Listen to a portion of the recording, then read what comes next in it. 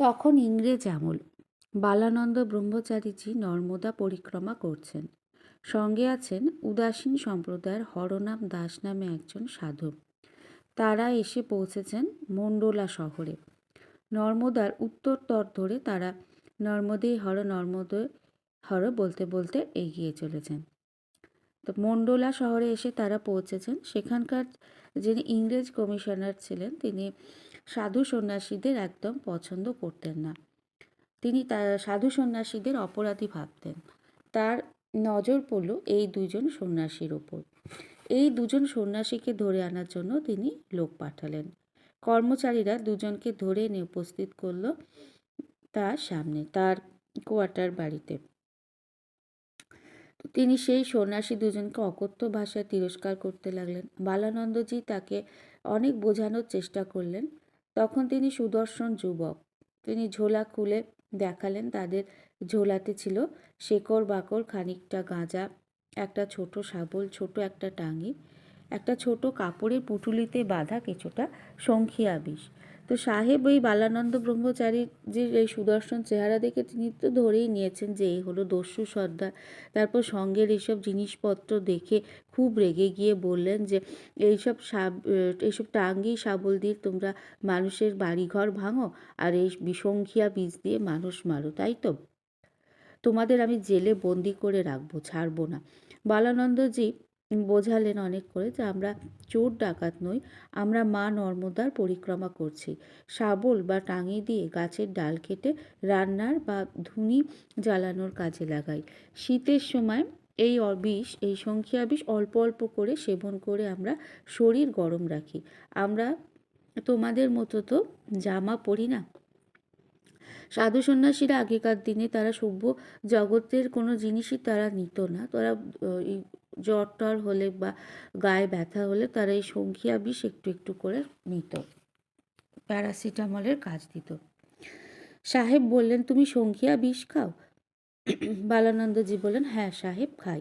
সাহেব হুকুম দিলেন, বেশ তো, আমার চোখের সামনে খেয়ে দেখাও দেখি। বালানন্দজি ভাবলেন সাহেব আমাকে জেলে পাঠাবেন, এতে পরিক্রমা খণ্ডিত হবে। তার চেয়ে ভালো মা নর্মদার চিন্তা করতে করতে মৃত্যুবরণ করি। এই ভেবে তিনি সেই শঙ্খিনী বিষ, যা অল্প অল্প করে খাওয়া উচিত, সেই বিষ পুরোটাই তিনি খেয়ে ফেললেন। নর্মদা জলের সাথে মিশিয়ে ঠাকুরের মা নর্মদার নাম করতে করতে তিনি পুরোটাই খেয়ে নিলেন।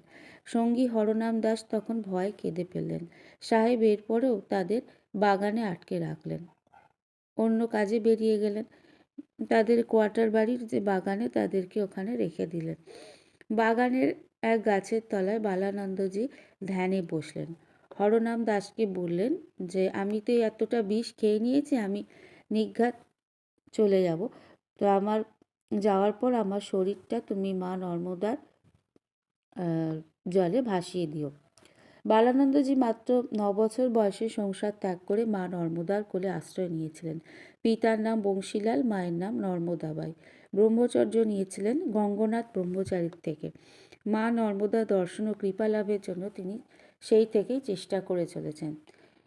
তো সেই থেকেই তিনি আর ঘর বা বাড়িতে কখনো থাকেননি। তিনি গাছতলাতে আছেন, নর্মদা সঙ্গী মা নর্মদাকেই সঙ্গী করে চলেছেন। তিনি তার জননী, এমনটা তিনি মনে করতেন। ধ্যানে বসে বালানন্দজি দেখলেন যে এক স্নিগ্ধ জ্যোতিতে চারিদিক উদ্ভাসিত। সেই জ্যোতির মধ্যে দেখা দিল জ্যোতির্ময়ী এক নদী প্রবাহ। তারপর সেই নদীর মধ্যে থেকে আবির্ভূতা হলেন মা নর্মদা। পদ্মের ওপর দাঁড়িয়ে তিনি, চুলগুলো খোলা, সর্বাঙ্গে রত্ন আভরণ। অনেকক্ষণ পর চোখ মেলে চাইলেন বালানন্দজি। তিনি দেখলেন তার সামনে হরনাম ছাড়াও কয়েকজন দাঁড়িয়ে আছেন। একজন ডাক্তারও ছিলেন। সাহেবই সম্ভবত তাকে ডেকে এনেছেন। বালানন্দজি মা নর্মদা স্তব করছেন। এদিকে কমিশনার সাহেবের বাংলোয় ঘটে গেল এক মর্মান্তিক দুর্ঘটনা। সাহেবের ছেলে গিয়েছিল শিকারে, সেখানে সে মৃত্যুর কোলে ঢলে পড়ে। সাহেব খুব অনুতপ্ত হলেন। জোর করে একজন নিরপরাধ সাধুকে তিনি বিষ খেতে বাধ্য করেছেন, সেই পাপেই তার ছেলে চলে গেল। এই ধারণাই বশবর্তী হলো তার মনে। কমিশনার সাহেবের জীবনে এলো আমূল পরিবর্তন। তিনি হয়ে উঠলেন পরিক্রমাকারী সাধুদের পরম বন্ধু। তিনি তাদের চাল, ডাল, আটা, লোটা, কম্বল, টাকা দিয়ে সাহায্য করতেন। বালানন্দজির সাথে তার দেখা হলে তিনি ঘোড়া থেকে নেমে টুপি খুলে তাকে অভিবাদন করতেন, তার সাথে কথাও বলতেন। বালানন্দজির আরেকটি ঘটনা বলবো। তিনি তখন ঋষিকেশে আছেন। ঋষিকেশ থেকে লক্ষ্মণ ঝোলা যাচ্ছেন। পথে খুব খিদে পেয়ে গেল। পথে শ্রমে তিনি ক্লান্ত, পরিশ্রান্ত। তো সে একটা ছোট্ট গ্রামে পৌঁছলেন। সেখানে দেখলেন একটি বউ গরুর দুধ দুইছে। তো তিনি বউটির কাছে এসে একটু দুধ চাইলেন।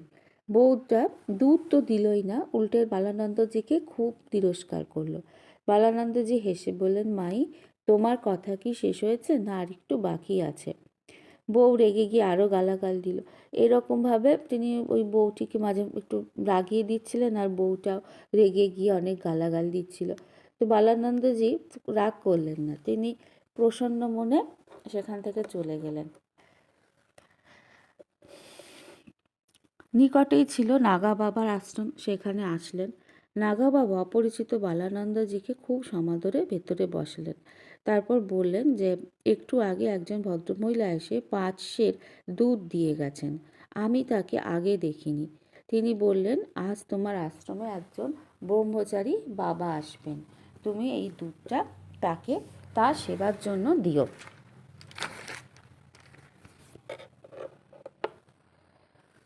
তো এই কথা শুনে তখন বালানন্দজি তো খুব বালানন্দ ব্রহ্মচারীজি তখন হেসে উঠলেন। তিনি তখন তার সাথে যে ঘটনাটা একটু আগে ঘটেছিল তিনি তা বললেন। তখন নাগা বাবা এই কথা শুনে খুব অবাক হয়ে গেলেন, স্তম্ভিত হয়ে বসে রইলেন। তারপর বললেন যে আমার মনে হয় যে তুমি দুধ খেতে চেয়েছিলে, তাই ভক্তের কষ্ট দেখে মা গঙ্গায় সাধারণ নারীর রূপ ধারণ করে এই দুধ দিয়ে গেলেন। তারা দুজনেই মা গঙ্গাকে প্রণাম জানালেন। নাগা বাবা এবার সেই দুধে পরমান্ন রান্না করলেন। আশ্রমের সকলেই সেই পরমান্ন প্রসাদ পেলেন। তো মা নর্মদা হোক, মা গঙ্গাই হোক, প্রত্যেকেই এক, দুজনেই এক। আজকের গল্প এখানেই শেষ হলো। বালানন্দজিকে নিয়ে আবার ফিরে আসবো কিছুদিন পর। ততক্ষণ আপনারা ভালো থাকবেন, শুনতে থাকবেন জাগরণ। নমস্কার।